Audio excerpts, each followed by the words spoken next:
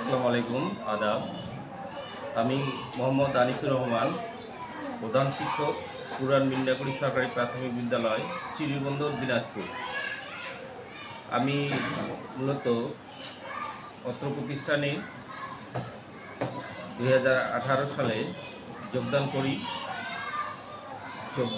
যোগদানকালে আমি এই বিদ্যালয়টিতে একটি জরাজীর্ণ বিদ্যালয় ছিল ইতিপূর্বে। তারপর সরকারি কিছু বরাদ্দ পেয়ে দুইবার বরাদ্দ পেয়ে আমি স্কুলটিকে সুন্দরভাবে সাজিয়েছি। বারান্দায় গ্রিল, কপাট এবং জানালা এগুলো সংস্কার করেছি এবং রংকরণের কাজ করেছি। আমাদের এই বিদ্যালয়টিতে কোনো সীমানা প্রাচীর ছিল না, সরকারি সহায়তায় সীমানা প্রাচীর হয়েছে। ল্যাট্রিনের অবস্থা, ছাত্রছাত্রী শিক্ষকের ল্যাট্রিনে যাওয়া, পেশাব পায়খানা করা খুব দুরূহ অবস্থা বিরাজ করেছিল। তারপরে আমাদের জনস্বাস্থ্য প্রকল্প থেকে আমরা ওয়াশ ব্লক পেয়েছি, সেটা গত বছর উদ্বোধন হয়েছে। বর্তমানে বিদ্যালয়ের পরিবেশ অনেক ভালো। এখন একটু সমস্যা, আমাদের মেইন সমস্যা, আমাদের ছাত্রছাত্রী, আমরা বিদ্যালয়টি মানে 2 শিফটে পরিচালিত করি। শিক্ষক সংখ্যা আমাদের 6 জন। 1 শিফটে পরিচালিত করার মতো শিক্ষক সংখ্যা মোটামুটি রয়েছে, কিন্তু দুর্ভাগ্যবশত আমাদের বিদ্যালয়ে কোনো ভবন নাই। আমাদের মনে করেন যে 3টা বড় কক্ষ, একটা ছোট কক্ষেই আমাদের ক্লাস নিতে হয় ছাত্রছাত্রীদের। আমাদের যদি একটু নতুন ভবন, বহুতল বিশিষ্ট একটু নতুন ভবন হয়, তা আমাদের আর এই সংকট আমরা ফেস করব না।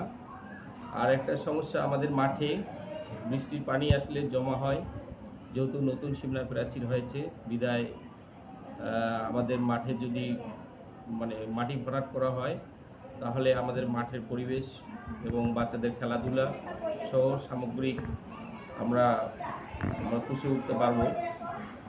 যাই হোক, আমরা এই ধরনের সমস্যা বিরাজ করি। আমাদের বিদ্যালয়ে ছাত্রছাত্রীর লেখাপড়ার মান অনেকাংশে ভালো।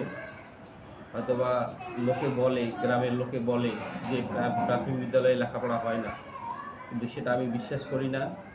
আমরা যেহেতু 6 জন টিচার, সবাই সিএনএড, ডিপিএড, আমরা সবাই প্রশিক্ষণপ্রাপ্ত, সেই দিক কাজে লাগিয়ে আমরা আস্তে আস্তে করি। সেই উত্তরণের পর থেকে অনেকটাই আমরা আসতে পেরেছি। আমাদের ছাত্রছাত্রীর মান এখন খুবই ভালো। যে কোনো আমাদের সাবলীলভাবে পড়তে পারে এরকম ছাত্রছাত্রী প্রায় 65%। এখন বর্ণজ্ঞান জানে না এরকম কোনো বাচ্চা নাই। হয়তো একটু আস্তে আস্তে পড়তে পারে, বানান করে পড়তে পারে। যাই হোক, আস্তে আস্তে করি আমরা এই সংকট থেকে উত্তরণ হতে পারবো। শ্রেণীকক্ষ সংকটের মধ্য দিয়ে এভাবে পাঠদান করা হচ্ছে এই বিদ্যালয়ে। ক্ষেত্রে তোমাদের না বলার কমেন্টস থাকবে, মানে তোমরা সেটা পছন্দ করো না, সেক্ষেত্রে বলবো যে নো আই ডোন্ট।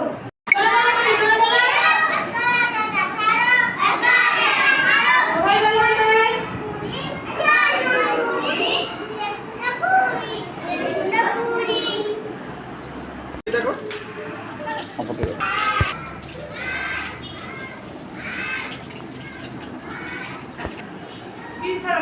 স্যার নাম বলো।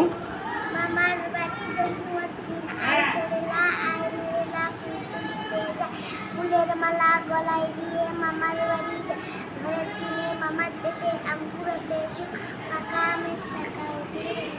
কোনো সমস্যা নেই, আমার কোনো সমস্যা হয় না, আমার বাড়ির কাছে, বেশি দূরে না।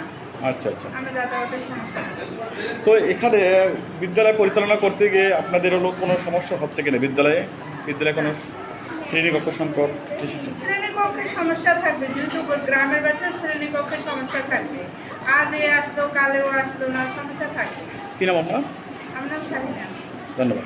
সুপ্রিয় দর্শক, এই যে দেখতে পাচ্ছেন এক ঝাঁক শিক্ষার্থী গোল হয়ে অধ্যয়নরত এবং পূর্ণিমা রানী নামে এক সহকারী শিক্ষিকা তাদেরকে পাঠদান করতেছেন। এই শিক্ষার্থীটা হচ্ছে দুর্বল শিক্ষার্থী। পাঠদান শুরুর আগে এই দুর্বল শিক্ষার্থীকে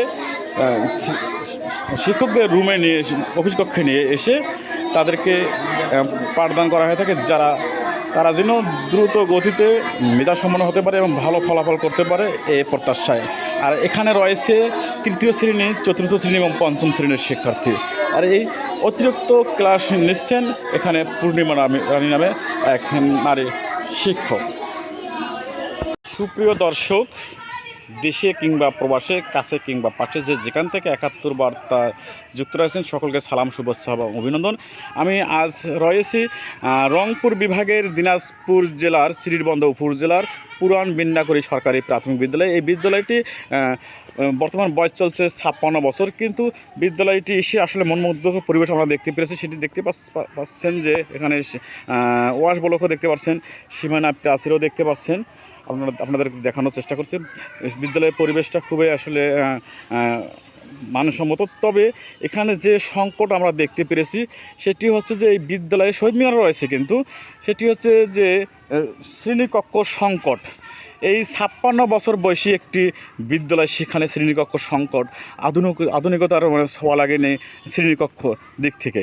সেটি হচ্ছে যে এখানকার প্রধান শিক্ষকের সঙ্গে আমরা কথা বলেছি, তিনি যেটি জানিয়েছেন সেটি হচ্ছে যে এই বিদ্যালয়ে শতাধিক শিক্ষার্থী থাকলেও এখানে এক শিফটের বিদ্যালয় হলো ২ শিফটে ক্লাস পরিচালনা করতে তারা বাধ্য হচ্ছেন। পাশাপাশি এখানে যে মাঠটি রয়েছে না, এই মাঠটি একটুখানি বৃষ্টি হলে কাদা জমা থাকে এবং এটি মাঠটা ভরাট করা প্রয়োজন। পাশাপাশি একটি শ্রেণীকক্ষ সংকট সমাধানের জন্য বহুতল ভবনের দাবি জানিয়েছেন তারা। তো আমি সরাসরি কথা বলার চেষ্টা করছি আবারও প্রধান শিক্ষকের সঙ্গে।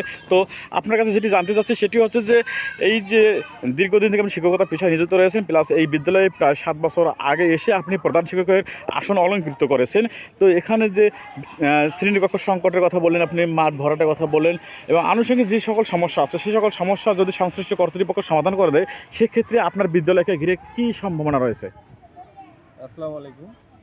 আমাদের যদি এই সংকটগুলো থেকে উত্তরণ হইতে পারি, আমরা বিদ্যালয়টি এক শিফটে পরিণত করতে পারবো। এক শিফটে হলে বা ছাত্রছাত্রীগুলা মানে একটা ক্লাসের সময় অনেক সময় করে পাবে এবং তারা আরও ভালোভাবে আমরা তাদের নার্সিং দিতে পারবো এবং তারা আরও ভালোভাবে লেখাপড়া করতে পারবে এবং তাদের সৃজনশীল জ্ঞান আমরা প্রবেশ করাতে পারবো। হ্যাঁ। তো দর্শক, সমস্যা এবং সম্ভাবনার কথা জানতে এতক্ষণ যুক্ত ছিলাম আমি মোস্তাফিজুর বাবলু, ৭১ বার্তা, শ্রীবন্দর, দিনাজপুর।